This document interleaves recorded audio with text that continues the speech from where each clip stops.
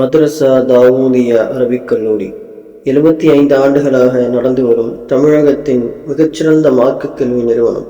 ஹிஃப்து பிரிவு, காரி, சபஅகாரி பிரிவு, 7 ஆண்டுகால ஆலிம் பட்டப்படிப்புடன் கணினி பயிற்சி, உருது, அரபி, ஆங்கிலம் ஆகிய மொழிகளில் பேசவும் எழுதவும் பயிற்சிகள் வழங்கப்படுகிறது.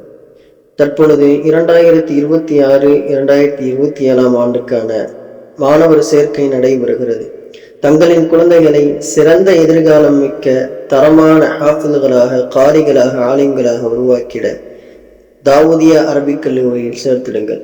மதரசா தாவூதியா அரபிக் கல்லூரி, பெரிய அக்ரஹாரம், ஈரோடு. அல்ஹம்துலில்லாஹ், ஸலாத்து வஸ்ஸலாமு அலா முஹம்மது இப்னு அப்துல்லாஹ் وعلى آله وأصحاب رسول الله صلى الله عليه وسلم. أما بعد، فقد قال الله تعالى في كلامه الكريم وفي الفرقان المجيد بعد أعوذ بالله من الشيطان الرجيم بفضل بسم الله الرحمن الرحيم وتوبوا إلى الله جميعا أيها المؤمنون لعلكم تفلحون. صدق الله العظيم. وقال نبينا صلى الله عليه وسلم التائب من الذنب كمن لا ذنب له أو كما قال عليه الصلاة والسلام. புகழ் அனைத்தும் நம்மை படைத்து பரிபாலித்து பாதுகாத்து வருகிற வந்தோர் அல்லாஹ் ஒருவனுக்கே உரித்தாகுக. சாந்தியும் சமாதானமும் சர்வேர ஆலம் ரசூலே அக்ரம் ஸல்லல்லாஹு அலைஹி வஸல்லம் அவர்களின் மீதும், அவர்களை பின்பற்றி வாழ்ந்து மறைந்த உத்தம சத்திய சஹாபாக்கள், தாபிஈன்கள், தபஅ தாபிஈன்கள், குறிப்பாக நாம், நம்முடைய குடும்பத்தார்கள், உலக முஸ்லிமான ஆண் பெண் அனைவரின் மீதும் என்றென்றும் இன்று நிலவற்றுமாக. அல்லாஹ்வினுடைய அளப்பெரும் அருளால் புனிதம் நிறைந்த இந்த ரமலானுடைய மாதத்தை அடைந்து அதிலே முதல் 10 நிறைவு செய்து 2வது 10 நாம் முன்னோக்கி இருக்கிறோம். இன்னைக்கு இரவு நைட்டு பிறை 10, நாளைக்கு பிறை 11. இந்த 2வது 10 தினங்களை மகஃபிரத்துடைய 10 என்று சொல்லப்படுகிறது. இந்த மகஃபிரத்துடைய 10 நாம் அல்லாஹ்விடத்திலே அதிகம் தௌபா செய்ய வேண்டும். ஹஜ்ரத் ரசூலுல்லாஹி ஸல்லல்லாஹு அலைஹி வஸல்லம் அவர்கள் சொல்லுவார்கள், யா அய்யுஹன் நாஸ், மக்களே, தூபு இலல்லாஹ், அல்லாஹ்விடத்திலே நீங்கள் தௌபா செய்யுங்கள். ஃபைன்னி அதூபு இலைஹி மிஅத மர்ரத்தன், நான் ஒரு நாளைக்கு அல்லாஹ்விடத்திலே 100 முறைகள் தௌபா செய்கின்றேன் என்பதாக சொன்னார்கள். பாவமே அறியாத ரசூல் ஸல்லல்லாஹு அலைஹி வஸல்லம் அவர்களே, சாதாரண நாட்களில், ரமலானில் மட்டுமல்ல எல்லா நாட்களிலும் ரசூல் ஸல்லல்லாஹு அலைஹி வஸல்லம் அவர்கள் வாழ்நாளில் ஒரு நாள் பாவ சிந்தனை கூட ஏற்பட்டிராத அந்த ரசூல் ஸல்லல்லாஹு அலைஹி வஸல்லம் அவர்கள் ஒரு நாளைக்கு 100 முறைகள் தௌபா செய்கின்றார்கள் என்று சொன்னால், ஒவ்வொரு நாளும் அனுதினமும் பாவத்திலேயே மூழ்கி இருக்கிற நாம் எத்தனை முறை தௌபா செய்ய வேண்டும் என்பதை நாம் நினைத்து பார்க்க வேண்டும். எவ்வளவு பாவங்கள் செய்கின்றோம்? காலை கண் விழித்தது முதல் இரவு கண்மூடி உறங்குகிற வரைக்கும் நாம் செய்கிற ஒவ்வொரு செயலையும் மனக்கண் முன் நிறுத்தி பார்த்தால் நாம் செய்கிற பெரும்பாலான காரியங்கள் பாவ செயலாக, பாவ சிந்தனை கொண்டதாகத்தான் இருக்கிறது. அல்லாஹ் பாதுகாக்க வேண்டும். நாம் பேசுகிற பேச்சு பாவம், நாம் கண்ணால் பார்ப்பவை பாவம், நாம் காதால் கேட்பவை பாவமாக இருக்கிறது, நம் கைகளால் செய்கிற செயல்கள் பாவமாக இருக்கிறது. இப்படியாக சொல்லிக்கொண்டே போகலாம். நம்முடைய வாழ்நாளில் ஒவ்வொரு நிமிடமும் ஏதோ ஒரு ரீதியிலே பாவத்திலே கலந்து கொண்டிருக்கிறது. நாம் எந்த அளவிற்கு அல்லாஹ்விடத்திலே தௌபா செய்ய வேண்டும் என்பதை நினைத்து பார்க்க வேண்டும். பொதுவாக உடல் உறுப்புகளிலேயே அதிகமா பாவம் செய்யற உறுப்பு நாவும் சொல்லுவாங்க. ஹஜ்ரத் இமாம் கஸ்ஸாலி ரஹ்மத்துல்லாஹி அலைஹி அவர்கள் தன்னுடைய நூல் இஹ்யா உலூமுத்தீனிலே எழுதுகிறார்கள், நாவை போன்று நாவுதான் ஒரு மனிதன் நரகத்துக்கு செல்வதற்கு பெரும் காரணமாக இருக்கிறது என்று சொல்லுவார்கள். ஏன்னா அந்த நாவுலதான் அதிகமான பாவங்கள் நடக்குது. இந்த நாவின் மூலம் தான் பொய் நிகழ்கிறது, நாவின் மூலம் தான் புறம் பேசுகிறார்கள், நாவின் மூலம் தான் அடுத்தவரை திட்டுகிறார்கள், நாவின் மூலம் தான் அடுத்தவரை ஏசி பேசி அவர்களை சபிக்கிறார்கள், நாவின் மூலம் தான் அடுத்தவர்களை போல் சொல்கிறார்கள். இவ்வாறாக இமாம் கசாலி ரஹ்மத்துல்லாஹி அவர்கள் நாவின் மூலம் ஏற்படுகிற விபரீதங்கள் ஒரு 20 விபரீதங்களை எழுதி இருக்கிறார்கள். அது ஒன்னொன்னையும் பேசினா ஒரு வருஷமே தேவைப்படும். அதிலே மிக முக்கியமான பெரும் பாவமாக இருக்கிற புறம் பேசுவதை பற்றி நான் சில விஷயங்களை சொல்லுகிறேன். அல்லாஹ் சொல்லுகிறான், உங்களில் சிலரை பற்றி புறம் பேச வேண்டாம். அப்படி புறம் பேசினால்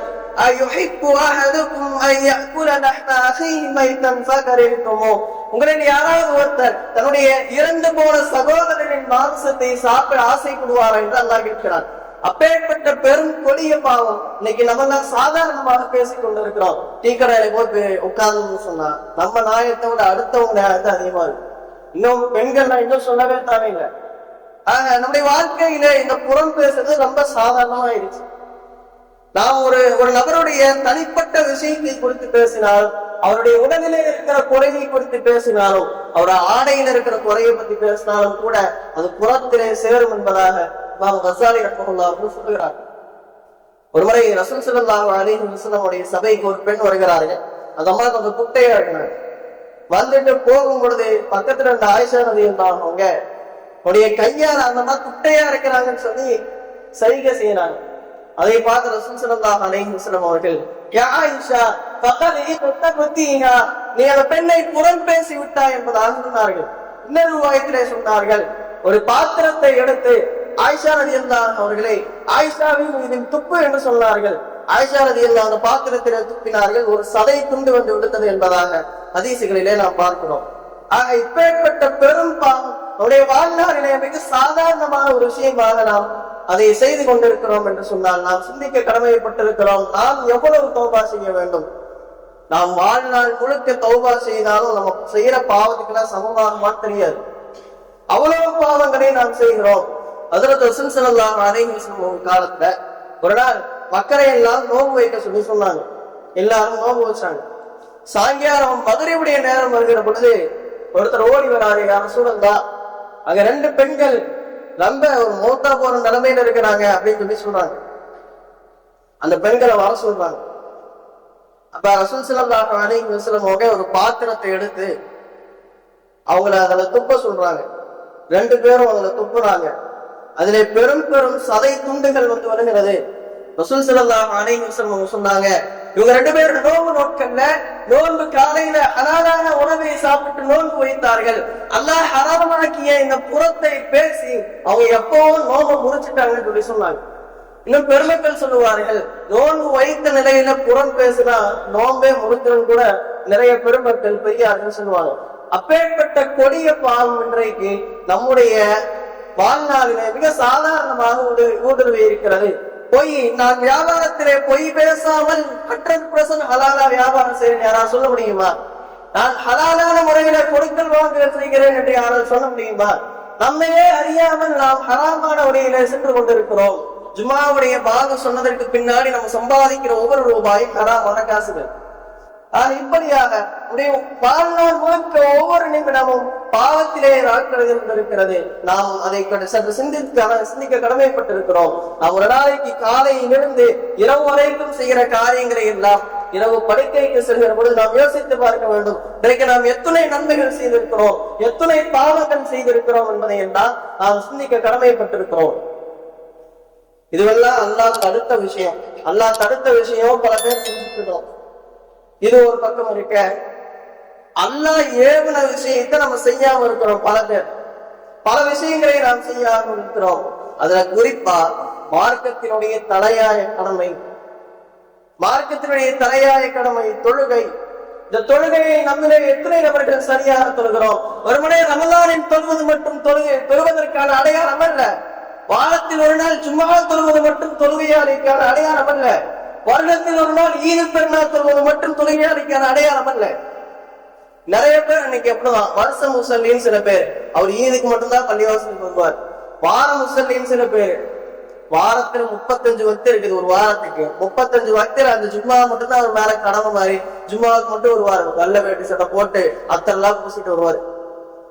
ஆக இது மட்டும் நம்ம ரசூல் ஸல்லல்லாஹு அலைஹி வஸல்லம் அவர்கள் சொல்வார்கள், அஸ்ஸலாத்து இமாதுத்தீன், தொழுகை என்பது மார்க்கத்தின் தூண். ஃபமன் அகாமஹா ஃபகத் அகாமத்தீன், யார் அதை நிறைவேற்றி விட்டாரோ ஒரு மார்க்கத்தை நிலைநாட்டி விட்டார். பமன் தரக்கஹா ஃபகத் ஹதமத்தீன், யார் அதை விட்டு விட்டாரோ அவர் மார்க்கத்தை இடித்து விட்டார் என்பதாக ஒரு பெரும் வார்த்தையை ரசூல் ஸல்லல்லாஹு அலைஹி வஸல்லம் சொல்லி இருக்கிறார்.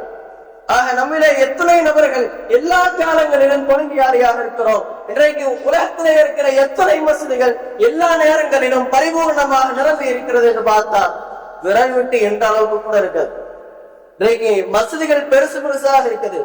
பலஸ்தீனத்துல பார்க்கிறோம், மஸ்ஜிதுகள் இடிந்து போய்விட்டது, வீடுகள் இடிந்து போய்விட்டது. அந்த இடிபாடுகளுக்கு நடுவிலும் ஒரு பெரும் கொண்ட ஜமாஅத் டெய்லியும் தொழுகை நடத்துறாங்க. ஆனால் இன்றைக்கு நமக்கு ஏசி இருக்குது, ஃபேன் இருக்குது, லைட் இருக்குது, எல்லா வசதிகளும் கொண்ட இந்த மஸ்ஜிதுகள் எல்லாம் இருந்தும் கூட இன்றைக்கு பள்ளி வாயில்கள் நிரம்பவில்லை என்பதை பார்த்தால் மனசு மிகவும் வருத்தமா இருக்கு. நம்முடைய நிலை அல்லாஹ் ஏறியதை நம்ம செய்யறது இல்ல, அல்லாஹ் தடுத்ததை செஞ்சுட்டு இருக்கோம். அப்படியே நேர்மாற்றமா நம்ம செஞ்சுட்டு இருக்கோம். அல்லாஹ் பாதுகாக்க வேண்டும். ஹஜ்ரத் மூசா அலைஹிஸ்ஸலாம் அவர்களிடத்துல ஒரு பெண் வருகிறார். அது யா மூசா, மூசாவே இன்னி அதனபன், நான் ஒரு பாவம் செஞ்சுட்டேன், அதுக்காக அல்லாஹ்ட்ட நான் தௌபா செஞ்சுட்டேன், அந்த தௌபாவை அல்லாஹ் ஏத்துக்கணும்னு எனக்கான அல்லாஹ்ட்ட துவா செய்யுங்கன்னு சொல்லி அந்த பெண்மணி மூசா அலைஹிஸ்ஸலாம் சொல்றாங்க. அப்ப மூசா அலைஹிஸ்ஸலாம் கேட்டாங்க, அப்படி என்னப்பா பாவம் செஞ்சேன்? நான் இது மாதிரி ஜினா செஞ்சேன், விபச்சாரம் செய்தேன், அந்த விபச்சாரத்தின் மூலம் பிறந்த குழந்தைய நான் கொன்னுட்டேன் அப்படின்னு சொன்ன உடனே ஹஜ்ரத் மூசா அலைஹிஸ்ஸலாம் சொன்னாங்க, மரியாதையா இங்கிருந்து வெளியே போயிரு, உன்னுடைய துச்ச குணத்தால் உன்னுடைய பாவத்தால் வானத்திலிருந்து நெருப்பு வந்து எண்ணெயை சேர்த்து கரிச்சிட போது இங்கிருந்து வெளியே போன்னு சொல்லி ஹஜ்ரத் மூசா அலைஹிஸ்ஸலாம் அவங்க சொன்ன உடனே அந்த பெண்மணி மனசுடந்து போய் இப்படியே வெளியே போறாங்க. உடனடியா ஜிப்ரீல் அலைஹிஸ்ஸலாம் அவங்க இறங்கி வர்றாங்க. மூசாவே, தௌபா செய்து வந்த அந்த பெண்ணை நீங்கள் ஏன் திருப்பி அனுப்பினீர்கள் என்று உங்களுடைய ரப்ப உங்களிடத்துல கேட்க சொன்னார் என்பதாக ஹஜ்ரத் ஜிப்ரீல் அலைஹிஸ்ஸலாம் அவர்கள் சொல்ல மூசா அலைஹிஸ்ஸலாம் சொன்னாங்க, அந்த அம்மா எவ்வளவு பெரிய பாவம் செஞ்சுட்டு வந்திருக்கு, என்ன செய்ய சொல்றீங்க? மூசா அலைஹிஸ்ஸலாம் சொல்ல, உலகத்திலே அதை விட பெரும் பாவிகள் இருக்கிறார்கள், இதை விட பெரிய பாவம் ஒண்ணு இருக்குதா? அது யாருன்னு மூசா அலைஹிஸ்ஸலாம் ஆச்சரியத்தோட கேட்கிறாங்க. அப்ப ஜிப்ரீல் அலைஹிஸ்ஸலாம் சொன்னாங்க, தொழுகையை விடுவது ஜினாவை விட விபச்சாரத்தை விட பெரும் பாவம் மூசாவே என்பதாக ஹஜ்ரத் ஜிப்ரீல் அலைஹிஸ்ஸலாம் அவர்கள் சொல்லுகிறார். இன்றைக்கு நம்மவர்கள் எத்தனை நபர்கள் பள்ளியின் மாலை கூட இல்லாமல் இருக்கிறோம் என்பதை நாம் சிந்திக்க கடமைப்பட்டிருக்கிறோம். அப்படியே தொழுதாலும் நம்முடைய சிந்தனைகள் எல்லாம் எங்கே இருக்கிறது? நம்முடைய சிந்தனை எங்கே இருக்கிறது? தக்பீர் கட்டியது முதல் சலாம் கொடுக்கிற வரைக்கும் நான் சரியா தொழுகிறேன் யாரா சொல்ல முடியுமா? தொழுகையில தான் எல்லா சிந்தனையும் இருக்கு. அது அபூ ஹனீஃபா ரஹ்மத்துல்லாஹி அலைஹி அவங்ககிட்ட ஒருத்தர் வந்து கேட்டாரா, நான் ரொம்ப வருஷத்துக்கு முன்னாடி என்னுடைய காசு பணத்தை எல்லாம் ஒரு பானையில போட்டு என் தோட்டத்துல புதைச்சு வச்சிருந்தேன், நானும் தேடி தேடி பாக்குறேன், தோண்டி தோண்டி பாக்குறேன், எங்கேயும் கிடைக்கல, ஏதாவது அது கிடைக்கிறக்கு ஏதாவது துவா இருந்தா சொல்லி கொடுவோம்னு சொல்லி கேட்கிறேன். இப்ப அபூ ஹனீஃபா இமாம் சொன்னாங்க, நேரா வீட்டுக்கு போய் உது செஞ்சு 2 ரக்காத் தொழுங்க, சில ஞாபகம் வந்துடும் சொன்னாங்க. இவரு போனாரு, உது செஞ்சாரு, 2 ரக்காத் தொழுதாரு. தொழுதுட்டு இருக்கும் போதே ஞாபகம் வச்சு தொழுகையை விட்டு போட்டு போய் தோண்டி பார்த்தாரு, இருந்தது. உடனே அபூ ஹனீஃபா இமாம் வந்தாரு, எப்படி கரெக்டா சொன்னீங்க? சொன்ன மாதிரியே நான் தொழுதேன், கிடைச்சிருச்சேன். அது ஒண்ணும் இல்ல, மனுஷனுக்கு தக்பீர் கட்டின பின்னாலதான் ஆதி காலத்துல மறந்து போனதுன்னு ஞாபகத்துக்கு வரும், அதனாலதான் உனைய நான் தொழுக சொன்னேன், சைத்தா அதே மாதிரி நான் நினைச்ச மாதிரி உனக்கு ஞாபகப்படுத்திட்டான்னு சொல்லி அபூ ஹனீஃபா இமாம் சொன்னாங்க. நம்முடைய தொழுகை தொழுதாலும் நம்முடைய தொழுகை நிலை எப்படி இருக்கிறது? ஆக நாம் இப்படி ஒவ்வொரு நேரத்திலும் ஒவ்வொரு நிமிடம் பொழுதிலும் பாவத்திலேயே நாம் ஊறி இருக்கிறோம், மூழ்கி இருக்கிறோம். இந்த பாவத்திலிருந்து நாம் கண்டிப்பாக தவிர்த்து கொள்ள வேண்டும். இந்த ரமலானுடைய மாதத்தை நாம் பயன்படுத்தி காற்றுள்ள போதே தூற்றிக்கொள் என்று பெரியவர்கள் சொல்லுவார்கள். ஆக இந்த ரமலானுடைய மாதத்தை பயன்படுத்தி குறிப்பாக இந்த மகஃபிரத்துடைய பத்தையை நாம் பயன்படுத்தி அல்லாஹ்விடத்திலே அதிகம் நம்முடைய பாவங்களை நினைத்து வருந்தி தௌபா செய்ய வேண்டும். தௌபா செய்யறதுக்கு ஒரு 3 நிபந்தனைகள் இருக்குது. ஒண்ணு, பாவத்தை அடியோடு விட்டு விடுவது. இன்னொன்னு, அந்த பாவத்தை நினைத்து வருத்தப்படுவது, நான் என்னுடைய கடந்த காலத்துல இப்படி பாவம் செஞ்சுட்டேன்னு சொல்லி வருத்தப்படுவது. 3வது, இந்த பாவத்தை நான் இனிமேல் செய்யவே மாட்டேன் என்கிற மன உறுதியை நம்முடைய உள்ளத்திலே எடுத்துக் கொள்வது. தௌபா செய்யறதுக்கு இந்த 3 விதமான நிபந்தனைகள் இருக்கு. பாவ சிந்தனைகளை எப்படி தடுப்பது? அதற்கு பெருமக்கள் நமக்கு ஒரு வழிமுறையை சொல்லி தருகிறார்கள். அதற்கு இப்ராஹிம் ரஹ்மத்துல்லாஹி அலைஹி என்கிற ஒரு பெரும் இறைநேசர், அவங்ககிட்ட ஒருத்தர் வந்து சொல்றாரு, இன்னி முஸ்லிம் ஆலா நப்சி, நான் நிறைய பாவம் செய்யறேன், இந்த பாவத்தை விட்டு என்னால தவிர்த்துக்கவே முடியல, ஏதாவது வழி இருந்தா சொல்லுங்க அப்படின்னு சொல்லி அந்த மனிதனை வந்து இப்ராஹிம் அதுகம் ரஹ்மத்துல்லாஹி கேட்கிறார்.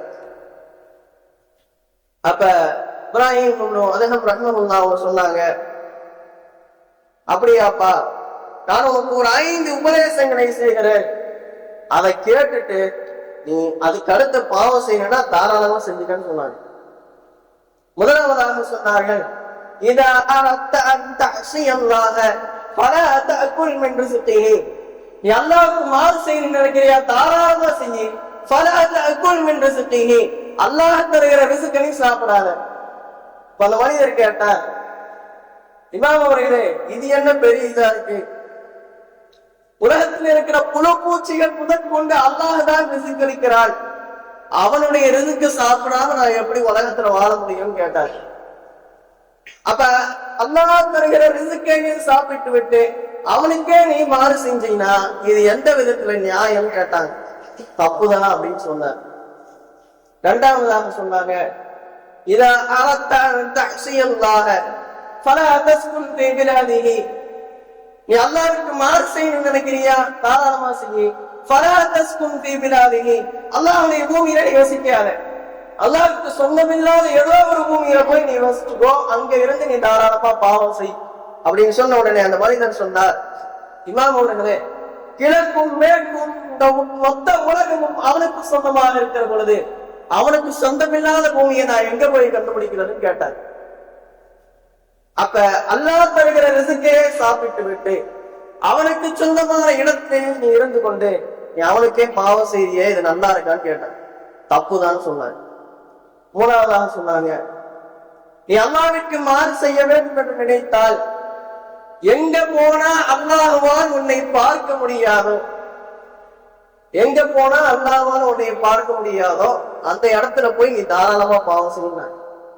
அந்த மனிதன் சொன்னார், இமாம் அவர்களே, அல்லாஹ்வோ அவன் உள்ளத்தில் இருக்கிற ரகசியங்களை கூட அறியக்கூடியவன், ஒரு குகைக்குள் இருந்து பாவம் செய்தாலும் அதையும் அவன் அறியக்கூடியவன், அப்படி இருக்கும் போதே அல்லாஹ்வால பார்க்க முடியாத இடத்துல நான் எங்க போய் கண்டுபிடிக்கிறதுன்னு கேட்டார்.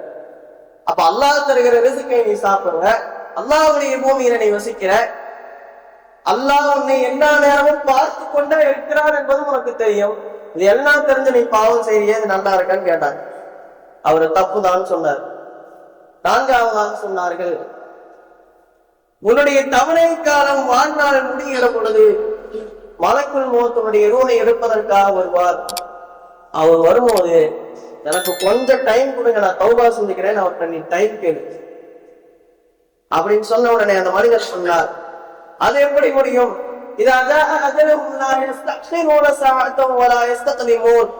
ஒரு மனிதனுடைய மரணம் வந்து விட்டது என்று சொன்னால் அது ஒரு வினாடி முந்தவும் செய்யாது பிந்தவும் செய்யாது என்று அல்லாஹ் குர்ஆனில் கூறுகிறானே, நான் எப்படி அவர்கிட்ட போய் நான் தௌபா செய்யறதுக்கு டைம் கேட்க முடியும்?